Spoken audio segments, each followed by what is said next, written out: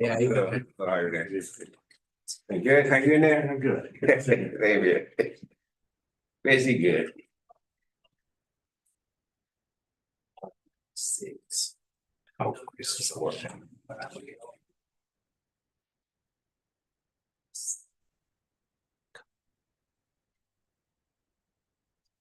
Who am I missing? All right, time is out 4 o'clock. At this point, we are one shy of a quorum, so we will proceed. We will defer the minutes to later in the meeting and hope that we get another attendee. Any public comments? There's no public comments. We'll jump right on down to the Office of Small Business Opportunity. Is Miss LaSasha on?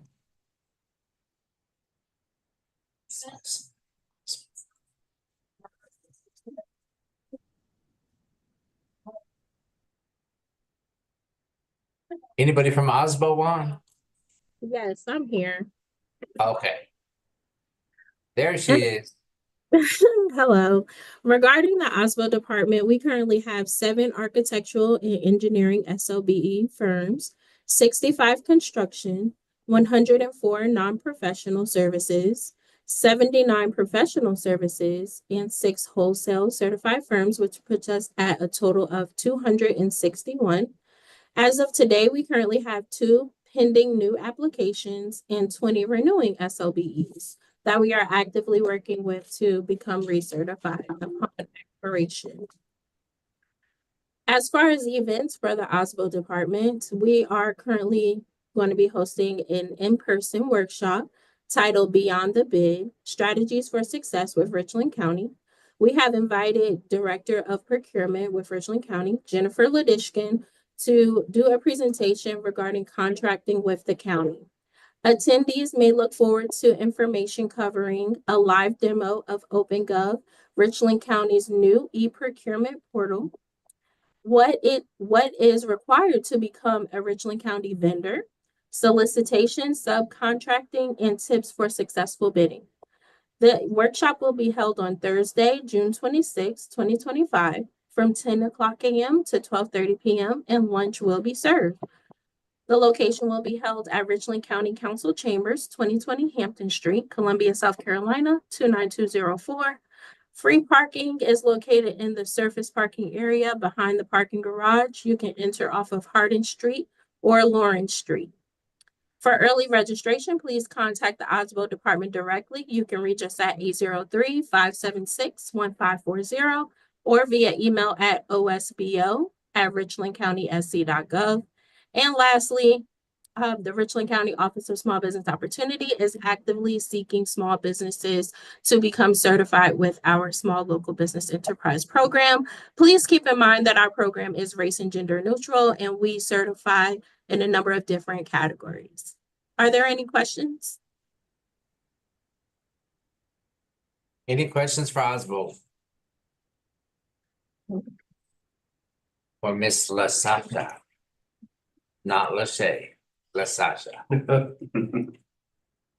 All right, thank you, ma'am. Appreciate you as always. Next, we'll jump down to the comment. Mr. Jackson, the floor is yours, and welcome to TPAC. I think you're muted.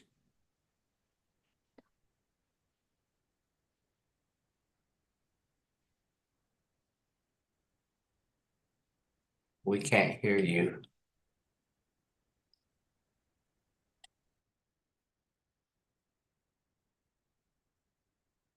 Yeah, I don't think he was muted. Now He's he's muted muted. now, but No.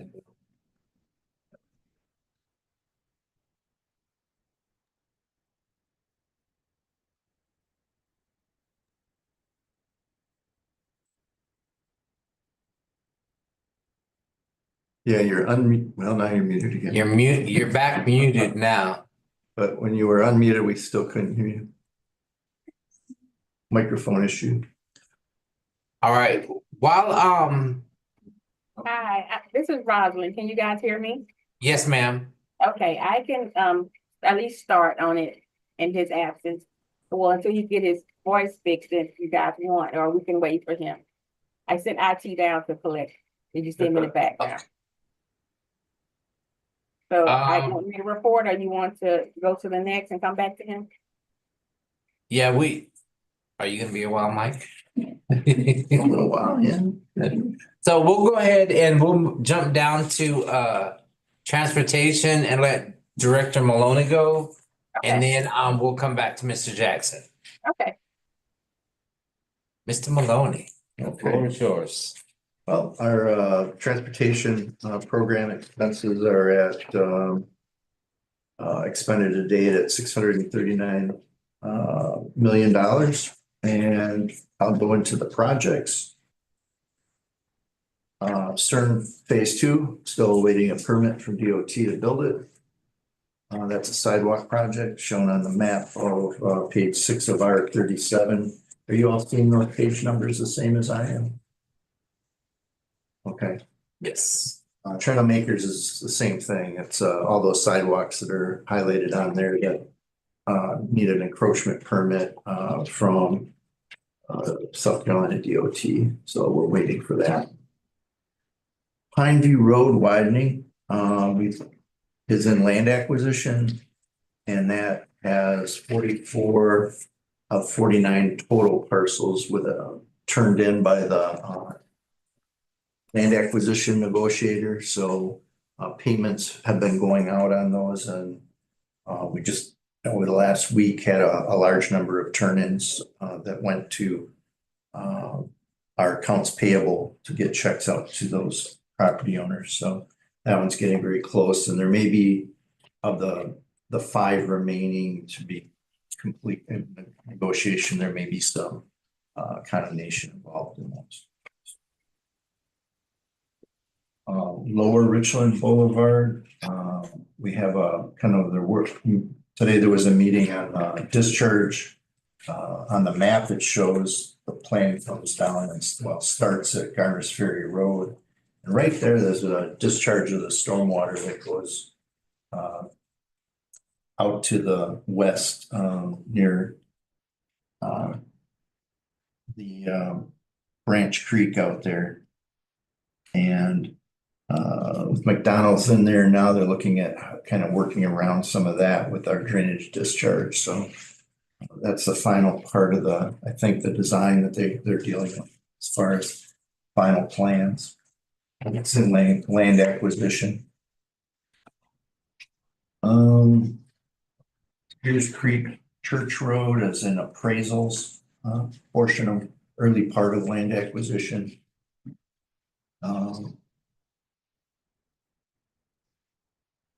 Crane Creek Greenway is awaiting encroachment permit for sidewalks. Excuse me, for the Greenway. There's a couple of landowners on there. One's City of Columbia, which isn't an issue. There's a private landowner on that. We did hear there's some conflicting construction projects going on related to Broad River dredging and things going on in that area. So as far as staging when we start construction, some of those projects are going to be going for a couple of years. So we got to meet directly with the city to figure out how we can coordinate all of figure in this greenway construction.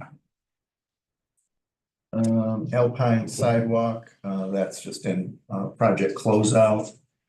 Resurfacing package U is on page 16. That is that has been put out for bid and awarded to Armstrong Contractors. That's in the contracting phase right now. So we don't have a start date yet, but it'll be this sometime this spring for that heavy District 89 resurfacing. Blythewood Road widening. Was there a question? Oh, no. Oh, Someone just joined. okay. On page 17, we did the contractor completed the shift to the south. So the people are driving on the new lanes that were built out, both east and west on those as a 2-lane. And they're working on the north side and the north side of the roundabout.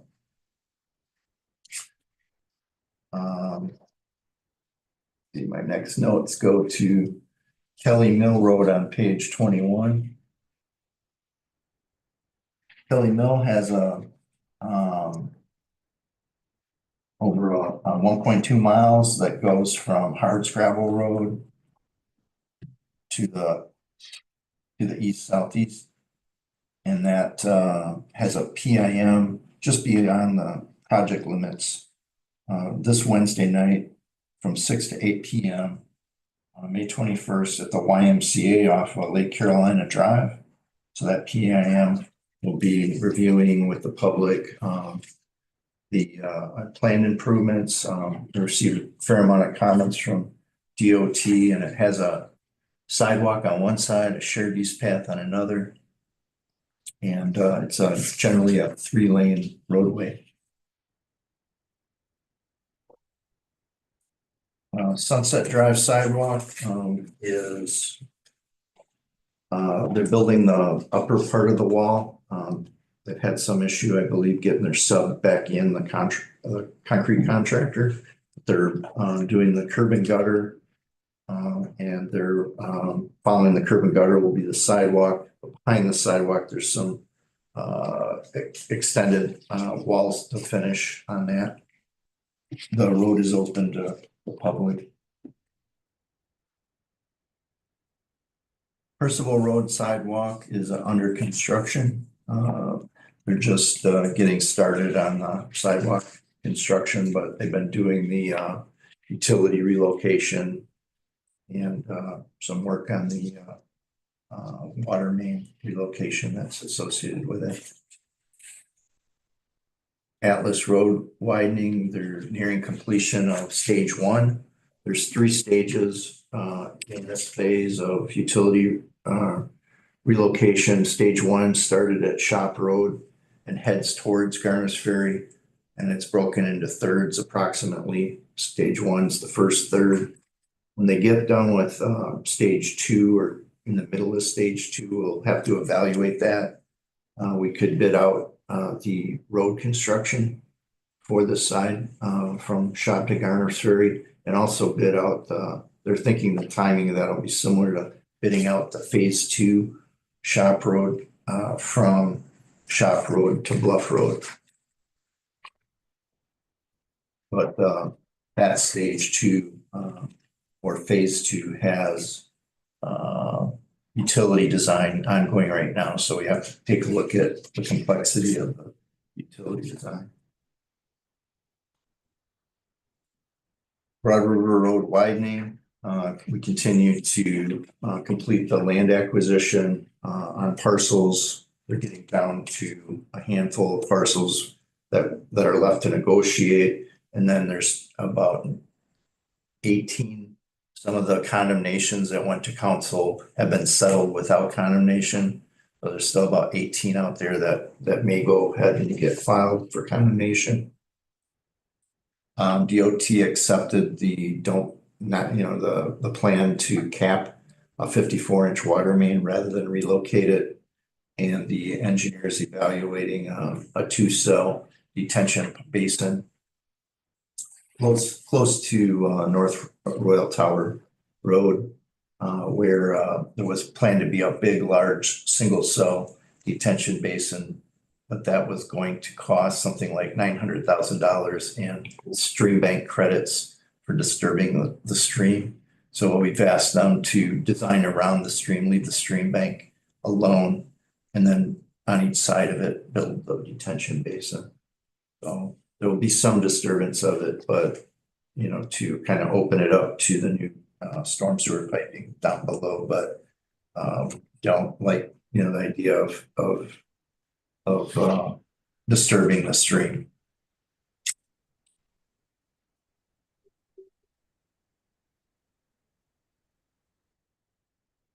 Green Creek NIP is, again, that's another big sidewalk project shown there with all those sidewalks in red.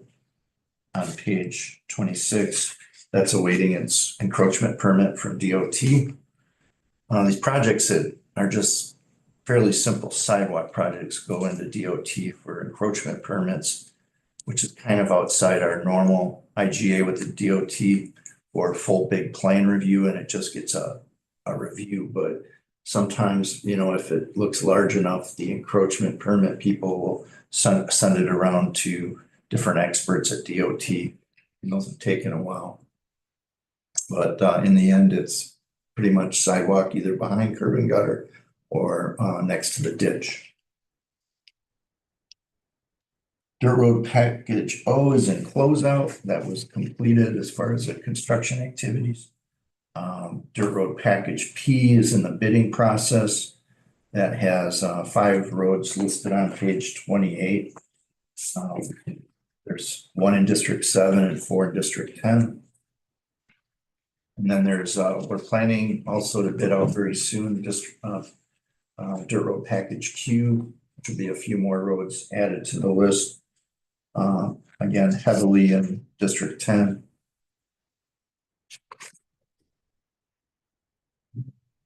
That's our report for the month. If there's any questions.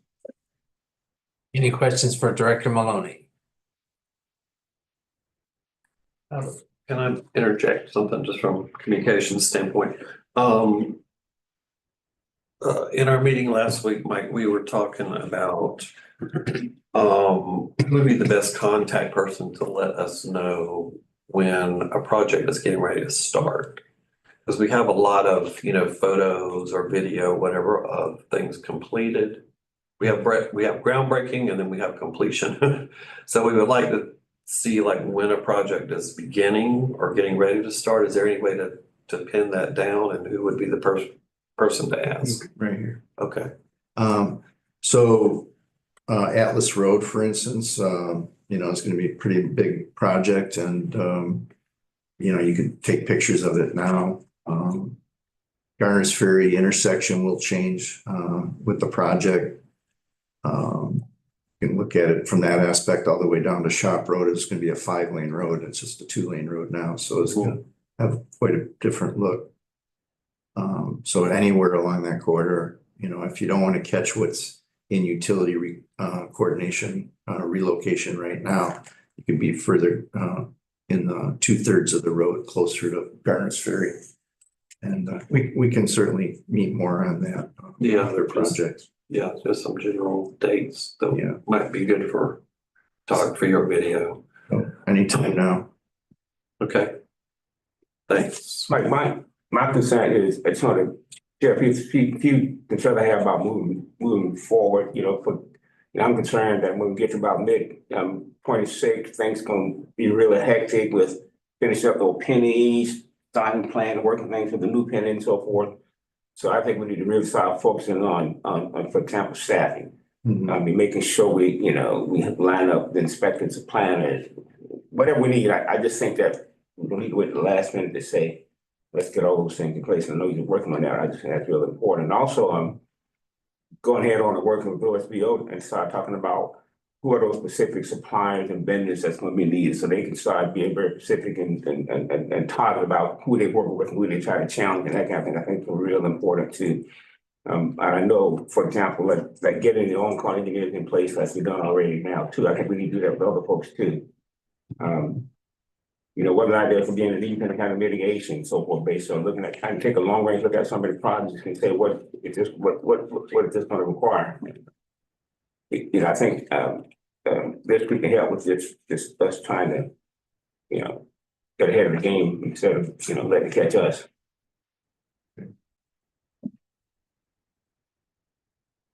Any other questions for Director Maloney?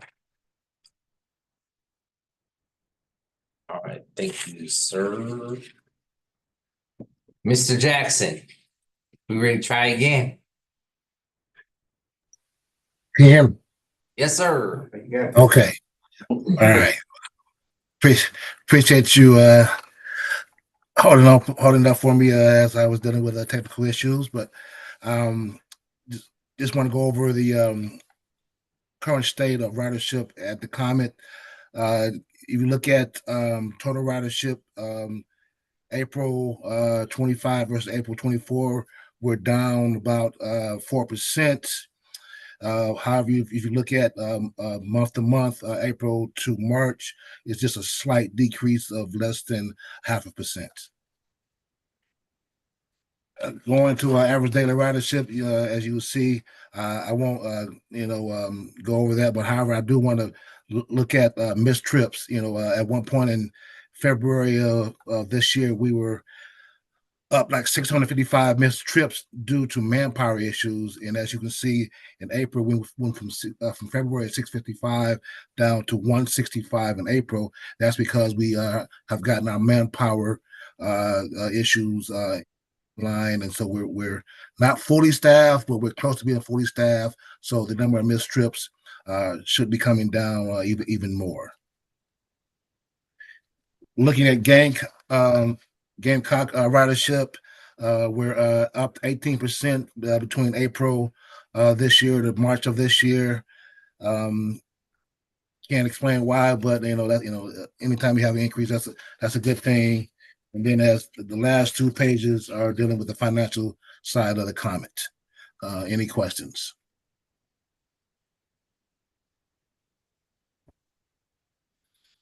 Thank you.